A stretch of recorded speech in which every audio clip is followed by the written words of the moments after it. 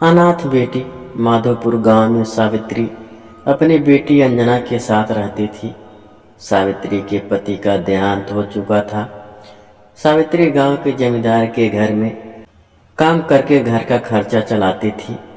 वह अंजना को पढ़ा लिखा कर डॉक्टर बनाना चाहती थी, इसीलिए वह बहुत मेहनत से काम करती थी। एक दिन सावित्री ने अंजना से कहा, बेटी मैं काम पर जा रही हूँ। अंजना बाहर खेल रही थी। अंजना ने कहा, माँ आप आज काम पर मत जाओ, मेरे साथ घर पर रहो, आपके बिना मेरा मन नहीं लगता। सावित्री बोली, बेटी काम पर तो जाना ही पड़ेगा, नहीं तो पैसे कहाँ से आएंगे, और फिर पैसे इकट्ठा कर, तुझे पढ़ाना है। जब तू पढ़ लिख कर डॉक्टर बन जाएगी मैं घर पर रहा करूँगी। यह कहकर सावित्री काम पर चली गई। अंजना खेल में लग गई। दोपहर के समय अंजना घर में सो रही थी, तभी किसी ने दरवाज़ा खटखटाया। अंजना ने दरवाज़ा खोला तो सामने पड़ोस में रहने वाले रामू काका खड़े थे। उन्होंने अंजना से कहा, बेटी तेरा कोई रिश्तेदार है जिसे तू जानती हो? अंजना ने पूछा, काका मेरे मामा मामी पास के गांव में रहते हैं, लेकिन आप क्यों पूछ रहे हैं? तब रामू काका ने बताया, बेटी तेरी माँ सफाई कर रही थी और वह गिर गई, अब वह हमारे बीच नहीं रही। यह सुनकर अंजना के होश उड़ गए, वह रोने लगी। रामू काका ने बड़ी मुश्किल से उसे चुप कराकर उसके मामा का पता पूछकर एक गांव के एक आदमी को सावित्री के भाई रमेश ने आकर सावित्री का अंतिम संस्कार किया। उसकी पत्नी ने अंजना को संभाला। अगले दिन रामू काका और घर के जमींदार अंजना के घर आए। उन्होंने रमेश से बात की। जमींदार ने कहा, रमेश जी यह बच्ची अब अनाथ हो गई है, इसकी देखभाल आपको करनी होगी। सावित्री का देहांत मेरे घर में काम करते हुआ, इसीलिए मैं इस बच्ची के पालन पोषण के लिए 1 लाख रुपए दे रहा हूँ, आप इसका अच्छे से पालन पोषण करना। यह कहकर जमींदार ने रुपए रमेश को दे दिए। रमेश ने कहा, मैं इसका अच्छे से पालन पोषण करूँगा, आप चिंता ना करें। अगले दिन रमेश अपनी पत्नी कुसुम और अंजना को लेकर अपने घर आ गया, लेकिन अंजना का वहाँ मन नहीं लग रहा था। उसे अपनी माँ की याद आ रही थी। वह दिन रात रोती रहती।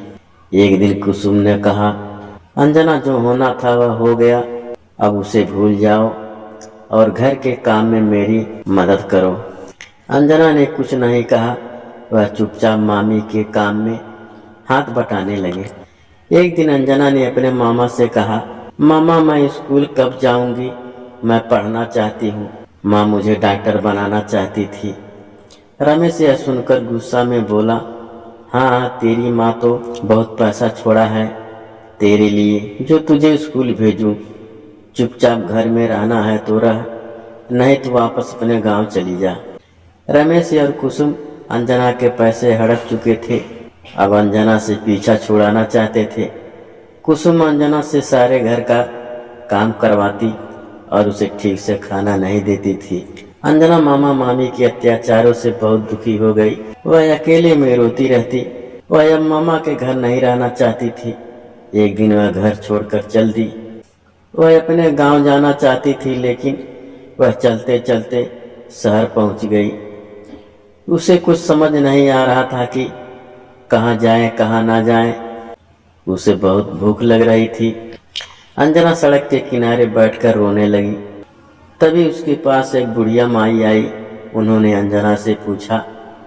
अंजना ने रोते हुए सारी बात बता दी।